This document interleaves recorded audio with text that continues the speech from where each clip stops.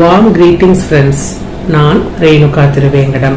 என்னுடைய எல்லா வீடியோக்களும் ஃபேமிலி லாவை மையப்படுத்தி படிக்கிற ஸ்டூடெண்ட்ஸ்க்கு ஹெல்ப் பண்ற விதத்துல ஃபேமிலி லாஸ்ல இருக்கிற செக்ஷன்ஸ் எல்லாம் என்ன சொல்லுது, அது ரிலேட்டடான லேட்டஸ்ட் ஜட்ஜ்மெண்ட்ஸ் என்ன சொல்லுதுங்கிறத பத்தி தான் வெளியிட்டிருக்கேன்.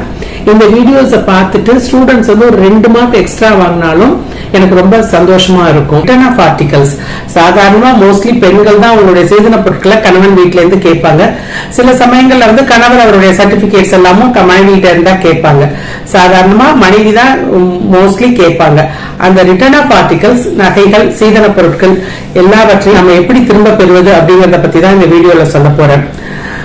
சாதாரணமா நம்மளுடைய அந்த ரிட்டர்ன் ஆஃப் ஆர்டிகல்ஸ் அப்படிங்கிறது நம்மளுடைய சீதன பொருட்கள் கணவர் வீட்டுல இருக்கலாம், நம்மளுடைய சர்டிபிகேட்ஸ். ஈவன் சில சமயம் பெண்களை வந்து அவங்க கணவன் வீட்டுல இருந்து அவங்க அடிச்சு வெளியில துரத்திடுவாங்க. அவங்களுக்கு போட்டுக்கிறதுக்கு மாற்று துணி கூட இருக்காது. அவங்க அப்படியே அம்மா வீட்டுக்கு வந்திருப்பாங்க, இல்ல ஃப்ரெண்ட்ஸ் வீட்டுக்கோ சகோதரி வீட்டுக்கோ போயிருப்பாங்க.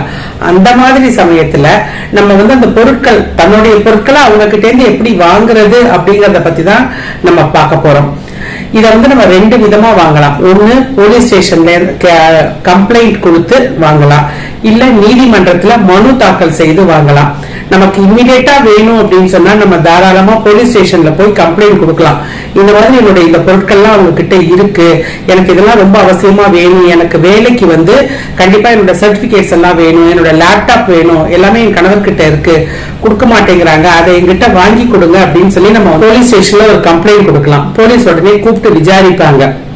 விசாரிச்சுட்டு கணவன் வீட்டுல இருந்து குடுக்கறேன் அப்படின்னு சொல்லிட்டாங்கன்னா நம்ம தாராளமா ஒரு 20 ரூபா ஸ்டாம்ப் பேப்பர்லயோ இல்ல ஒரு வெள்ளை பேப்பர்லயோ 2 பக்கத்துலயோ 2 விட்னஸோட நம்ம வந்து கையெழுத்து போட்டு அந்த பொருட்களை நம்ம வந்து எக்ஸ்சேஞ்ச் பண்ணிக்கலாம். இது ஒரு விதம். அந்த மாதிரி நீங்க எழுதி வாங்கும் போது போலீஸ் ஸ்டேஷன்ல நீங்க வந்து கரெக்டா அந்த பொருளோட விவரங்கள், டிஸ்கிரிப்ஷன்ஸ் கரெக்டா எழுதிக்கோங்க. இவ்வளவு ஜுவல்ஸ் வாங்கியிருக்கேன் 30 பவுன் அப்படின்னு சொன்னா அதுல வந்து இவ்வளவு செயின் வாங்கியிருக்கேன், இவ்வளவு நெக்லஸ் வாங்கியிருக்கேன், இந்த தோடெல்லாம் இத்தனை பவுண்ட்ல இருக்கிறதெல்லாம் திருப்பி வாங்கிட்டேன், என்னுடைய இந்த சோஃபாவெல்லாம் திருப்பி வாங்கிட்டேன், காட்டு இந்த பீரோ, அந்த டிஸ்கிரிப்ஷன், அந்த பொருளோட டிஸ்கிரிப்ஷன் எல்லாமே எழுதி 2 பக்கமும் ஒரு சாட்சி இருந்தா கூட போதும், நீங்க எழுதி கையெழுத்து போட்டு வாங்கிக்கோங்க.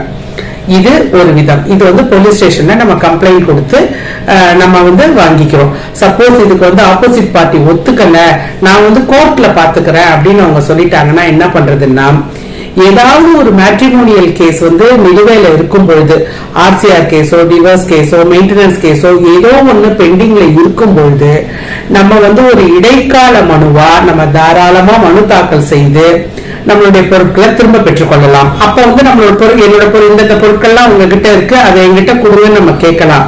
அந்த மாதிரி நம்ம கேட்கும் பொழுது நம்ம பொருட்கள் அவங்க கிட்டதான் இருக்கு அப்படிங்கறதுக்கு வந்து நம்ம வந்து சாட்சியங்களோட நம்ம வந்து நிரூபிக்கணும். அந்த பொறுப்பு யார் நம்ம பொருளை திருப்பி கேட்கிறோமோ நமக்கு தான் அந்த பொறுப்பு. அதாவது நம்ம அந்த பொருள் கேட்டோம்னா நம்ம தான் என் பொருள் உங்ககிட்ட தான் இருக்குங்கிறத நம்ம நிரூபிக்கணும். நிரூபிச்சா மட்டும்தான் நமக்கு வந்து அந்த பொருள் நமக்கு கிடைக்கும். அந்த மாதிரி நிரூபிக்கணும்னா நமக்கு என்ன வேணும்? ஏதாவது ஒரு டாக்குமெண்ட்ரி எவிடன்ஸ் இருக்கணும், இல்ல ஏதாவது ஒரு கால் ரெக்கார்டிங்ஸ் இருக்கணும், இல்ல ஒரு வாட்ஸ்அப் மெசேஜ் இருக்கலாம், இல்ல ஒரு இமெயில் இருக்கலாம். கணவன் அனுப்பியிருக்கலாம் உன்னோட இந்த பொருள் எல்லாம் பீரோல இருக்கு அப்படின்னு, இல்ல நான் இதை விட்டுட்டு வந்துட்டேன், இதெல்லாம் உங்ககிட்ட தான் இருக்குன்னு மனைவி சொல்லி இருந்திருக்கலாம். அத கணவன் வந்து அப்போஸ் பண்ணாம இருந்திருக்கலாம். இல்ல கணவர் ஆமா இங்கதான் இருக்குன்னு சொல்லியிருக்கலாம். இதை இந்த கம்யூனிகேஷன் வந்து மெயில்லயோ வாய்ஸ் ரெக்கார்டராவோ இல்ல வாட்ஸ்அப்லயோ எப்படி வேணாலும் இருக்கலாம். இந்த மாதிரி இருந்தா நமக்கு ரொம்ப உபயோகமா இருக்கும். இப்படி எந்த விதமான சாட்சியுமே இல்ல, ஆனா நம்ம பொருள் அவங்க கிட்டதான் இருக்கு அப்படின்னா நம்ம எப்படி அந்த பொருளை வாங்குறது? நம்ம என்ன பண்ணணும்னா, நம்ம வந்து நம்ம பொருள் வேணும்னு சொல்லி நம்ம ஒரு இடைக்கால மனு தாக்கல் செஞ்சிருக்கோம் இல்லையா, அந்த அப்ளிகேஷனை மெயின் மனுவோட சேர்த்து விசாரிக்க சொல்லி நம்ம கோர்ட்ல நம்மளே சொல்லிடணும்.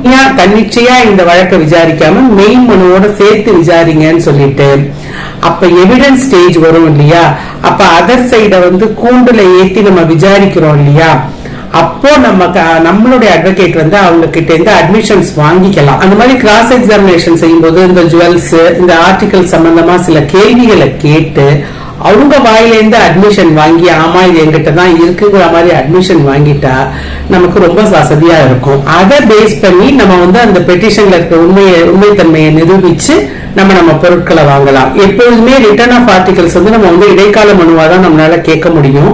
நம்ம கிட்ட எவிடன்ஸ் இருந்துச்சுன்னா அதை மெயின் கேஸோட சேர்த்து விசாரிக்கணும்னு அவசியம் இல்லை. தன்னிச்சையா நம்ம அதை வந்து விசாரிச்சு நம்ம அவங்க கிட்ட இருந்து அந்த பொருட்களை வாங்கிடலாம்.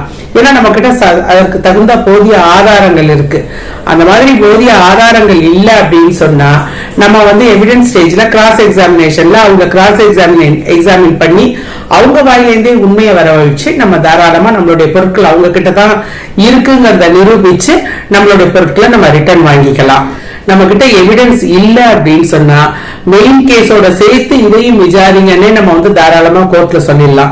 மெட்ராஸ் ஹைகோர்ட்டோட லேட்டஸ்ட் ஜட்ஜ்மெண்ட் கூட இருக்கு. இந்த மாதிரி பெட்டிஷன்ஸ் எல்லாவற்றையுமே மெயின் கேஸோட சேர்த்து விசாரிக்கணும்னு சொல்லி மெட்ராஸ் ஹைகோர்ட் லேட்டஸ்டா ஒரு தீர்ப்புல சொல்லி இருக்கு. அதனால நம்ம கிட்ட எவிடன்ஸ் இருந்ததுன்னா ப்ராப்பரா நம்ம வந்து தன்னிச்சையா அதை வந்து ஐஏவா போட்டு விசாரிச்சிடலாம்.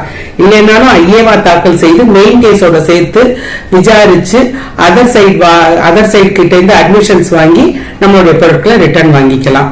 ரெண்டு விதம், ஒண்ணு நீதிமன்றத்துல இருந்து வாங்கலாம், இல்லைன்னா போலீஸ் ஸ்டேஷன்ல கம்ப்ளைண்ட் கொடுத்து வாங்கலாம். போலீஸ் ஸ்டேஷன்ல கம்ப்ளைண்ட் கொடுத்துட்டாங்கன்னா பிரச்சனை இல்லை. இல்லைன்னா நீதிமன்றத்துல தான் நம்ம மனு தாக்கல் செய்து, அதாவது இதுக்கு டைரக்டா ஒரு பெட்டிஷனா போட முடியாது. ஏதாவது ஒரு குடும்ப நல வழக்கு நிலுவையில இருக்கும்போது அதுல இடைக்கால மனுவா தாக்கல் செய்து நம்ம நம்மளுடைய பொருட்களை திரும்ப பெற்றுக்கொள்ளலாம்.